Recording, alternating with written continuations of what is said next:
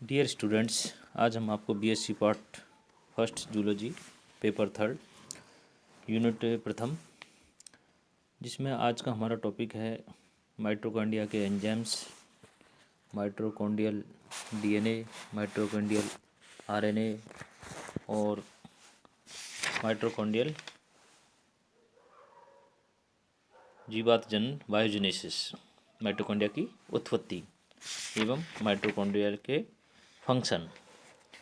तो इससे पिछले वीडियो में हम माइटोकॉन्ड्रिया के एबन पार्टिकल्स के बारे में और श्वसन श्रृंखला या ETS system, electron transport system के बारे में स्टडी करा चुके हैं, जिसके अंतर्गत हमने 5 प्रकार के कॉम्प्लेक्स के बारे में आपको बताया था और माइटोकॉन्ड्रिया के केमिकल कंपोजिशन के बारे में भी बताया था। आज हम इसी कड़ी में माइटोकॉन्ड्रिया के outer membrane, outer chamber, inner membrane एवं इनर चैम्बर के अंतर्गत पाए जाने वाले एंजाइम्स के बारे में बताएंगे। तो सबसे पहले जो आउटर मेम्ब्रेन है माइटोकॉन्ड्रिया की, उसमें मोनोएमिन ऑक्सीडेज एंजाइम, बसा फैटी एसिड को एंजाइम ए लाइगेज, काइन्यूरिन हाइड्रोक्सिलेज और NADH साइटोक्रोम C रिडक्टेज, ये आउटर मेम्ब्रेन में पाए जाने वाले एंजाइम है। उसके बाद में आउटर चैम्बर में एडिनाइलेट काइनेज एवं न्यूक्लियोसाइड डाइफॉस्फोकाइनेज एंजाइम पाया जाता है। माइटोकॉन्ड्रिया की इनर मेम्ब्रेन में पाए जाने वाले एंजाइम्स में सबसे पहले तो रेस्पिरेटरी चेन के अनेक एंजाइम NADH सक्सिनेट डिहाइड्रोजनेज और साइटोक्रोम C के एंजाइम पाए जाते हैं। साथ में ATP सिंथेटेज ऑक्सीडेज एंजाइम पाया जाता है। सक्सिनिक डिहाइड्रोजनेज एंजाइम भी पाया जाता है इनर मेम्ब्रेन में, और बीटा हाइड्रोक्सी ब्यूटारेट डिहाइड्रोजनेज भी पाया जाता है। उसके बाद में माइटोकॉन्ड्रिया का जो मध्यांश या इनर चैम्बर होता है, उसमें fumarase, aconitase, citrate synthetase, alpha ketonic अम्ल डिहाइड्रोजनेज, बीटा ऑक्सीकारिक beta oxidative enzymes and L malate dehydrogenase enzyme, L glutamate dehydrogenase enzyme, isocitrate dehydrogenase enzyme एवं फॉस्फेटिडिक अम्ल एवं साइटेडिलिक ट्रांसफरेजेज CTP आदि पाए जाते हैं। इनके अलावा माइटोकॉन्ड्रिया में कुछ इनऑर्गेनिक कंपोनेंट्स, घटक भी पाए जाते हैं, जैसे कि sodium, Fe, iodine, copper, calcium, Ag, K+, Mg+, Cl-, chlorides and SO4, और इनके अलावा माइटोकॉन्ड्रिया में विटामिन E भी प्रेजेंट होती है। माइटोकॉन्ड्रिया के अब हम यहाँ पर DNA के बारे में बताते हैं। माइटोकॉन्ड्रियल जो DNA है वो एक या अधिक अणु के रूप में पाया जाता है। ये वृत्ताकार आकृति के अत्यधिक बलन युक्त होते हैं। इनकी लंबाई 5 म्यू होती है और ये इनमें डुप्लीकेशन का गुण पाया जाता है। ये एक बार में अपने कुछ अंश का डुप्लीकेशन करते हैं। यह आंतरिक ribosomal RNA, tRNA, ribosome proteins, अन्य प्रोटीन्स, नियामक कणकों को भी कोड करता है। जो माइटोकॉन्ड्रियल DNA होता है वो उत्परिवर्तनशील होता है एवं इसमें आनुवंशिकता के गुण भी पाए जाते हैं। यह प्राकृतिक गुणसूत्र से अनेक समानता रखता है और यह केंद्रीय DNA से कुछ भिन्नता भी रखता है, जैसे कि इसमें GC घटक की अधिक मात्रा होती है और यह गर्म किए जाने पर यह केंद्रीय DNA की अपेक्षा अधिक टेम्परेचर पर विकृत होता है और MDNA का अणुभार, माइटोकॉन्ड्रियल DNA का अणुभार 9 से 11 मिलियन होता है और इसमें डुप्लीकेशन की दर सेंट्रल जो डीएनए है उससे कम होती है। अब आपको हम बताते हैं माइटोकॉन्ड्रियल आरएनए। माइटोकॉन्ड्रिया में आरएनए भी पाए जाते हैं। ये केंद्र के आरएनए से भिन्न होते हैं। इन पर राइबोन्यूक्लियेज एंजाइम का प्रभाव नहीं होता और ये माइटोकॉन्ड्रियल डीएनए से अनुलेखन द्वारा बनाए जाते हैं। मैसेंजर आरएनए 3 प्रकार के होते हैं, 23S और 15S, 4S प्रकार के देखे गए हैं। उसके बाद में हम आपको बताते हैं माइटोकॉन्ड्रिया में जो राइबोसोम्स है उसकी स्थिति के आपको बताते हैं कि ये प्रोकैरियोट्स में पाए जाने वाले राइबोसोम से छोटे 55S प्रकार के होते हैं और इसमें दो सब यूनिट्स पाई जाती है, 35S एंड 25S, दो सब यूनिट से मिलकर बना होता है। माइटोकॉन्ड्रिया में आवश्यक प्रोटीन का संश्लेषण होता है। इसके लिए माइटोकॉन्ड्रियल डीएनए से मैसेंजर आरएनए बनता है और इस प्रकार माइटोकॉन्ड्रिया एक अर्ध स्वायत्त अंगक सेमी ऑटोनोमस ऑर्गेनल्स कहलाता है, क्योंकि यह अपने द्वारा की जाने वाली अधिकांश क्रियाओं का नियमन एवं नियंत्रण स्वयं ही रखता है, जबकि अन्य ऑर्गन्स में होने वाली क्रियाओं का नियमन व नियंत्रण केंद्रक करता है। अब हम आपको बताते हैं बायोजेनेसिस ऑफ माइटोकॉन्ड्रिया, माइटोकॉन्ड्रिया का जीवात जनन। कोशिका में माइटोकॉन्ड्रिया बनने की विधियां पर वैज्ञानिक एक मत नहीं थे और उनके द्वारा विभिन्न प्रकार के मत प्रस्तुत किए गए हैं, जिनमें हम यहाँ पर 5 प्रकार के मतों को आपको बताते हैं। जिसमें सबसे प्रथम जो साइंटिस्टों के द्वारा दिया गया मत है कोशिका कलाओं से। रॉबर्टसन के अनुसार माइटोकॉन्ड्रिया की उत्पत्ति जीव द्रव कला के द्वारा अंतर्वलन बनाए जाने के द्वारा होती है और माइटोकॉन्ड्रिया की कलाओं व अंतःप्रदेश जालिका की कलाओं में समानता इसकी पुष्टि करती है। मॉरिसन के अनुसार इन मेम्ब्रेन्स का भीतरी स्तर अंतर्वलन करके कोशिका द्रव्य में फैल जाता है और धीरे धीरे फोल्डेड होकर दोहरी भित्ति वाला माइटोकॉन्ड्रिया बनाता है।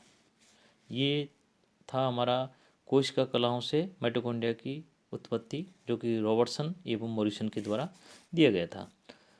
दूसरा है वाई माइक्रोबॉडीज, सूक्ष्मकायों के द्वारा।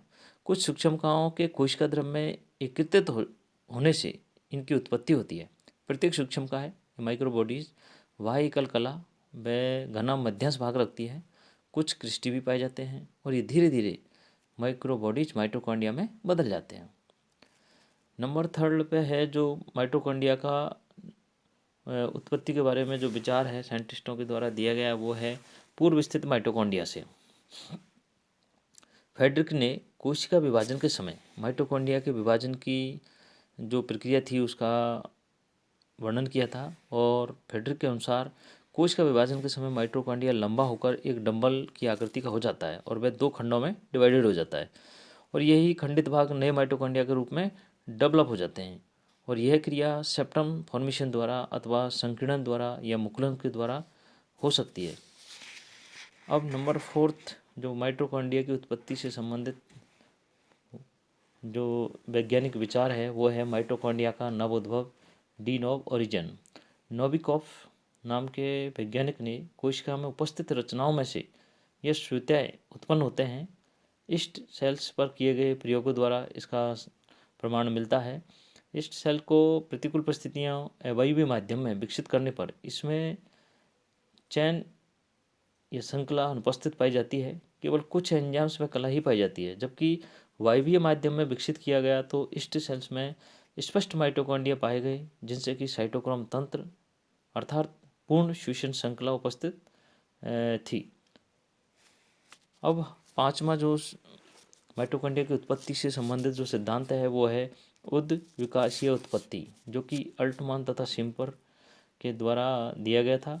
उनके अनुसार माइटोकॉन्ड्रिया व क्लोरोफिल हरित लवक क्लोरोप्लास्ट को अंत्यकोशिकीय परजीवी मानते हैं और इनके अनुसार ये कोशिका के साथ सिम्बायोटिक संबंध रखते हैं।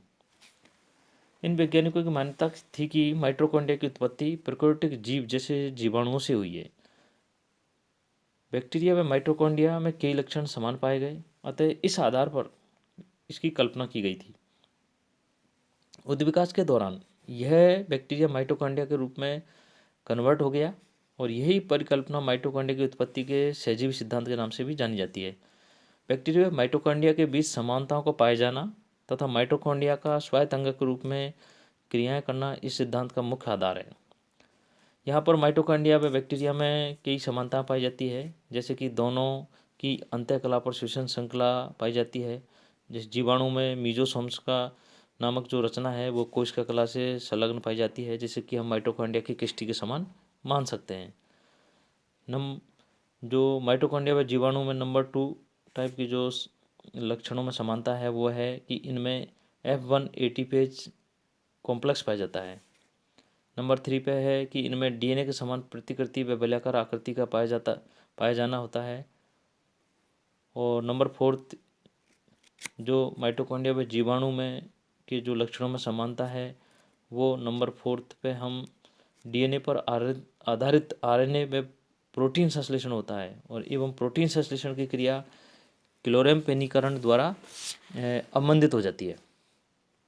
नंबर 5 टाइप की जो समानता है माइटोकॉन्ड्रिया व बैक्टीरिया में कि इनमें राइबोसोम्स 55 से 70 एस प्रकार के पाए जाते हैं। और नंबर 6 पे है कि बैक्टीरिया में ईटीएस प्लाज्मा झिल्ली में उपस्थित होता है, जिसे माइटोकॉन्ड्रिया की आंतरिक झिल्ली के समान हम मान सकते हैं। और ये सब प्रमाण माइटोकॉन्ड्रिया के प्रोकैरियोटिक उद्भव का समर्थन करते हैं। अब हम आपको बताते हैं कि फंक्शन माइटोकॉन्ड्रिया के फंक्शन, माइटोकॉन्ड्रिया के कार्य। सबसे प्रथम जो कार्य है वो एज ए पावर प्लांट, शक्ति गृह के रूप में माइटोकॉन्ड्रिया कोशिका में अनेक गतिविधियों का केंद्र होता है। इनमें से अनेक क्रियाएं उपापचय से संबंधित होती है। माइटोकॉन्ड्रिया में भोज्य पदार्थ शर्कराओं व वसाओं का पूर्ण ऑक्सीकरण होता है और ये अंतिम उत्पाद CO2 व H2O में परिवर्तित हो जाते हैं। इसी दौरान अत्यधिक ऊर्जा का उत्पादन भी होता है, जो कि ऊर्जा समृद्धि या एनर्जी रिच यौगिकों ATP के संश्लेषण में संग्रहित हो जाती है। सेल में विभिन्न स्थलों पर अनेक क्रियाएं हेतु आवश्यकता पड़ने पर ATP वहाँ उपलब्ध हो जाती है। इस कारण ही इसे हम कोशिका का शक्ति गृह या पावर प्लांट कहते हैं। ATP के अलावा इस कार्य हेतु CTP cytosine triphosphate, UTP uridine triphosphate व GTP गुइनोसिन ट्राइफॉस्फेट भी अन्य एनर्जी से रिच यौगिक होते हैं, जो कि सेल्स के मेटाबॉलिज्म में भाग लेते हैं। ये यौगिक ATP एडिनोसिन ट्राइफॉस्फेट में न्यूक्लियोसाइड डाइफॉस्फोकाइनेज द्वारा ऊर्जा प्राप्त करते हैं। सेल में उपलब्ध भोज्य पदार्थ कार्बोहाइड्रेट, वसा, प्रोटीन प्रकृति के ही पाए जाते हैं।